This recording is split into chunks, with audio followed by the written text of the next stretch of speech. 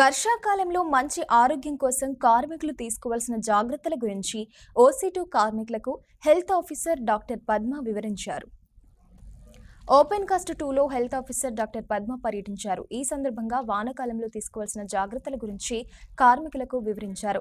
చల్లారిన ఆహారంలో క్రిములుంటాయని, బయట ఆహారం తీసుకోవడంలో జాగ్రత్తలు పాటించడం తప్పనిసరి అన్నారు. ఈగలు వాలిన ఆహారం తింటే వాంతులు, విరేచనాలతో నీరసిస్తారని తెలిపారు. దోమల నివారణకు అవసరమైన అన్ని జాగ్రత్తలు తీసుకోవాలన్నారు. ఈ కార్యక్రమంలో manager Ramakant, personal officer Prashant పాల్గొన్నారు. ఎక్కువగా లాంగ్ స్టాండింగ్ ఉండి మనకు అవి కూడా లార్వే తయారై మనకి కుడుతుంటాయి. సో దోమలు ఎక్కడ ఎక్కువ ప్రయాణం చేయవు, అవి మన దగ్గరే పుట్టి మనకి కుడుతుంటాయి. ఓకే, సో ఈ విషయాన్ని కూడా మీరు గమనించండి. సో దోమలు ఎలా ఉంది, మన దగ్గరే ఉంటాయి అవి.